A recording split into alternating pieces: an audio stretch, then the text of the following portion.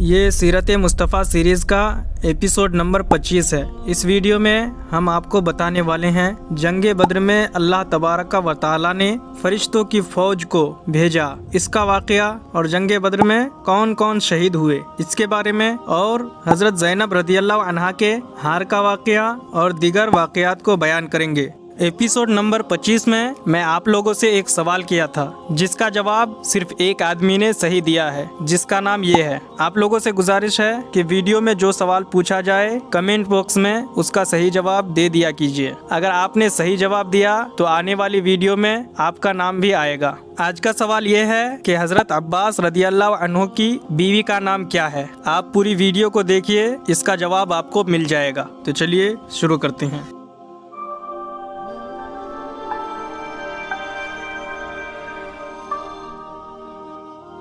فرشتوں کی فوج۔ جنگ بدر میں اللہ تعالیٰ نے مسلمانوں کی مدد کے لیے آسمان سے فرشتوں کا لشکر اتار دیا تھا۔ پہلے 1000 فرشتے آئے، پھر 3000 ہو گئے، اس کے بعد 5000 ہو گئے۔ جب خوب گھمسان کا رن پڑا تو فرشتے کسی کو نظر نہیں آتے تھے، مگر ان کی حرب و ضرب کے اثرات صاف نظر آتے تھے۔ بعض کافروں کی ناک اور منہ پر کوڑوں کی مار کا نشان پایا جاتا تھا، کہیں بغیر تلوار مارے سر کٹ کر گرتا نظر آتا تھا۔ یہ آسمان سے آنے والے فرشتوں کی فوج کے کارنامے تھے۔ کفار نے ہتھیار ڈال دیے۔ عتبہ، شیبہ، ابو جہل وغیرہ کفار قریش کے سرداروں کی ہلاکت سے کفار مکہ کی کمر ٹوٹ گئی اور ان کے پاؤں اکھڑ گئے اور وہ ہتھیار ڈال کر بھاگ کھڑے ہوئے، اور مسلمانوں نے ان لوگوں کو گرفتار کرنا شروع کر دیا۔ اس جنگ میں کفار کے 70 آدمی قتل اور 70 آدمی گرفتار ہوئے، باقی اپنا سامان چھوڑ کر فرار ہو گئے۔ اس جنگ میں کفار مکہ کو ایسی زبردست شکست ہوئی کہ ان کی عسکری طاقت ہی فنا ہو گئی۔ کفار قریش کے بڑے بڑے نامور سردار جو بہادری اور فن سپہ گیری میں یکتائے روزگار تھے، ایک ایک کر کے سب موت کے گھاٹ اتار دیے گئے۔ ان ناموروں میں عتبہ، شیبہ، ابو جہل، ابو البختری، زمعہ، عاص بن ہشام، امیہ بن خلف، منبہ بن حجاج، عقبہ بن ابی معیط، نضر بن حارث وغیرہ قریش کے سرتاج تھے۔ یہ سب مارے گئے۔ شہدائے بدر۔ جنگ بدر میں کل 14 مسلمان شہادت سے سرفراز ہوئے، جن میں سے 6 مہاجر اور 8 انصار تھے۔ شہدائے مہاجرین کے نام یہ ہیں: حضرت عبیدہ ابن الحارث، حضرت عمیر ابن ابی وقاص، حضرت ذو الشمالین عمیر بن عبد، حضرت عاقل بن ابی بکیر، حضرت مہجع، حضرت صفوان بن بیضہ۔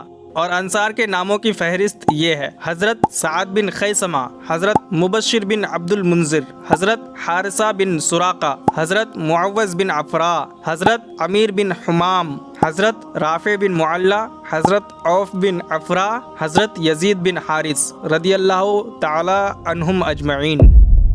ان شہدائے بدر میں سے 13 حضرات تو میدان بدر ہی میں مدفون ہوئے، مگر حضرت عبیدہ بن حارث رضی اللہ عنہ نے چونکہ بدر سے واپسی پر منزل صفرا میں وفات پائی، اس لیے ان کی قبر شریف منزل صفرا میں ہے۔ بدر کا گڈھا۔ حضور اکرم صلی اللہ علیہ وسلم کا ہمیشہ یہ طرز عمل رہا کہ جہاں کبھی کوئی لاش نظر آتی تھی آپ اس کو دفن کروا دیتے تھے، لیکن جنگ بدر میں قتل ہونے والے کفار چونکہ تعداد میں بہت زیادہ تھے، سب کو الگ الگ دفن کرنا ایک دشوار کام تھا، اس لیے تمام لاشوں کو آپ نے بدر کے ایک گڈھے میں ڈال دینے کا حکم فرمایا۔ چنانچہ صحابہ کرام نے تمام لاشوں کو گھسیٹ کر گڈھے میں ڈال دیا۔ امیہ بن خلف کی لاش پھول گئی تھی، صحابہ کرام نے اس کو گھسیٹنا چاہا تو اس کے اعضاء الگ الگ ہونے لگے، اس لیے اس کی لاش وہی مٹی میں دبا دی گئی۔ کفار کی لاشوں سے خطاب۔ جب کفار کی لاشیں بدر کے گڈھے میں ڈال دی گئی تو حضور سرور عالم صلی اللہ علیہ وسلم نے اس گڈھے کے کنارے کھڑے ہو کر مقتولین کا نام لے کر اس طرح پکارا کہ اے عتبہ بن ربیعہ، اے فلاں، اے فلاں، کیا تم لوگوں نے اپنے رب کے وعدے کو سچا پایا؟ ہم نے تو اپنے رب کے وعدے کو بالکل ٹھیک سچ پایا۔ حضرت عمر فاروق رضی اللہ عنہ نے جب دیکھا کہ حضور صلی اللہ علیہ وسلم کفار کی لاشوں سے خطاب فرما رہے ہیں تو ان کو بڑا تعجب ہوا۔ चुनांचे उन्होंने अर्ज किया कि या रसूल अल्लाह, क्या आप इन बेरूह के जिस्मों से कलाम फरमा रहे हैं? यह सुनकर हुजूर सल्लल्लाहु अलैहि वसल्लम ने इरशाद फरमाया कि ऐ उमर, कसम अल्लाह की जिसके कब्ज़े कुदरत में मेरी जान है कि तुम जिंदा लोग मेरी बात को इनसे ज्यादा नहीं सुन सकते, लेकिन इतनी बात है कि ये मुर्दे जवाब नहीं दे सकते। मदीना को वापसी। फतह के बाद 3 दिन तक हुजूर सल्लल्लाहु अलैहि वसल्लम ने बद्र में क़याम फरमाया। फिर तमाम अमवाल गनीमत और कुफ़ार कैदियों को साथ लेकर रवाना हुए। जब वादी सफरा में पहुँचे तो अमवाल गनीमत को मुजाहिदीन के दरमियान तकसीम फरमाया।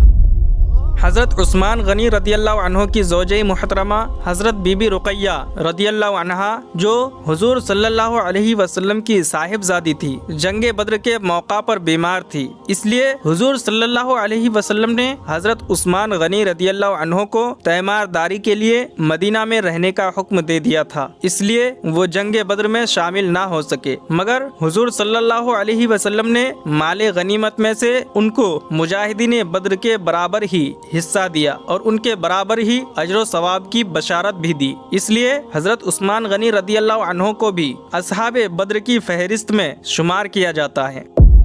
मुजाहिदीन बद्र का इस्तकबाल। सुहैल भी हैं तो वो बेसाख्ता बोल उठी कि ऐ सुहैल, तुमने भी औरतों की तरह बेड़ियां पहन ली, तुमसे ये ना हो सका कि बहादुर मर्दों की तरह लड़ते हुए कत्ल हो जाते। उन कैदियों को हुजूर सल्लल्लाहु अलैहि वसल्लम ने सहाबा में तकसीम फरमा दिया और ये हुक्म दिया कि उन कैदियों को आराम के साथ रखा जाए। चुनांचे 2-2, 4-4 कैदी सहाबा के घरों में रहने लगे और सहाबा ने उन लोगों के साथ ये हुस्न सलूक किया कि उन लोगों को गोश्त, रोटी वगैरह हस्बे मकदूर बेहतरीन खाना खिलाते थे और खुद खजूरें खाकर रह जाते थे। कैदियों में हुजूर सल्लल्लाहु अलैहि वसल्लम के चचा हजरत अब्बास के बदन पर कुर्ता नहीं था, लेकिन वो इतने लंबे कद के आदमी थे कि किसी का कुर्ता उनके बदन पर ठीक नहीं उतरता था। अब्दुल्लाह बिन उबई मुनाफिकीन का सरदार चूँकि कद में उनके बराबर था, इसलिए उसने अपना कुर्ता उनको पहना दिया। बुखारी शरीफ में है कि हुजूर सल्लल्लाहु अलैहि वसल्लम ने अब्दुल्लाह बिन उबई के कफन के लिए जो अपना पैराहन शरीफ अता फरमाया था, वो उसी एहसान का बदला था। असीराने जंग का अंजाम। उन कैदियों के बारे में हुजूर सल्लल्लाहु अलैहि वसल्लम ने हजरत सहाबा रदियल्लाहु अन्हुम से मशवरा फरमाया कि इनके साथ क्या मामला किया जाए। हजरत उमर रदियल्लाहु अन्हु ने ये राय दी कि इन सब दुश्मनान इस्लाम को कत्ल कर देना चाहिए और हम में से हर शख्स अपने अपने करीबी रिश्तेदारों को अपनी तलवार से कत्ल करे। मगर हज़रत अबू बकर सिद्दीक़ रदियल्लाहु अन्हु ने ये मशवरा दिया कि आखिर ये सब लोग अपने अजीज़ व अकारिब ही हैं, लिहाजा इन्हें कत्ल ना किया जाए, बल्कि इन लोगों से बतौर फिदिया कुछ रकम लेकर इन सबको रिहा कर दिया जाए। इस वक्त मुसलमानों की माली हालत बहुत कमज़ोर है। फिदिया की रकम से मुसलमानों की माली इमदाद का सामान भी हो जाएगा और शायद आइंदा अल्लाह ताला इन लोगों को इस्लाम की तौफीक नसीब फरमाए। हुजूर रहमत आलम सल्लल्लाहु अलैहि वसल्लम ने हजरत अबू बकर सिद्दीक रदियल्लाहु अन्हु की संजीदा राय को पसंद फरमाया और उन कैदियों से 4-4 हजार दिरहम फिदिया लेकर उन लोगों को छोड़ दिया। जो लोग मुफलिसी की वजह से फिदिया नहीं दे सकते थे, वो यूं ही बिला फिदिया छोड़ दिए गए। उन कैदियों में जो लोग लिखना जानते थे, उनमें से हर एक का फिदिया ये था कि वो अंसार के 10 लड़कों को लिखना सिखा दें। हज़रत अब्बास का फिदिया। अंसार ने हुजूर सल्लल्लाहु अलैहि वसल्लम से ये दरख्वास्त अर्ज की कि या रसूल अल्लाह, हज़रत अब्बास हमारे भांजे हैं, लिहाजा हम इनका फिदिया माफ़ करते हैं, लेकिन आपने ये दरख्वास्त मंजूर नहीं फरमाई। हज़रत अब्बास कुरैश के उन 10 दौलतमंद रईसों में से थे जिन्होंने लश्कर कुफ़ार के राशन की जिम्मेदारी अपने सर ली थी। इस गर्ज के लिए हज़रत अब्बास के पास 20 ओकिया सोना था। चूँकि फौज को खाना खिलाने में अभी हजरत अब्बास की बारी नहीं आई थी, इसलिए वो सोना अभी तक उनके पास महफूज था। उस सोने को हुजूर सल्लल्लाहु अलैहि वसल्लम ने माले गनीमत में शामिल फरमा लिया और हजरत अब्बास से मुतालबा फरमाया कि वो अपना और अपने दोनों भतीजों अकील बिन अबी तालिब और नौफल बिन हारिस और अपने हलीफ अम्र इब्नुल जुहदम 4 शख्सों का फिदिया अदा करें। حضرت عباس نے کہا کہ میرے پاس کوئی مال ہی نہیں ہے، میں کہاں سے فدیہ ادا کروں؟ یہ سن کر حضور صلی اللہ علیہ وسلم نے فرمایا کہ چچا جان، آپ کا وہ مال کہاں ہے جو آپ نے جنگ بدر کے لیے روانہ ہوتے وقت اپنی بیوی ام الفضل کو دیا تھا اور یہ کہا تھا کہ اگر میں اس لڑائی میں مارا جاؤں تو اس میں سے اتنا مال میرے لڑکوں کو دے دینا۔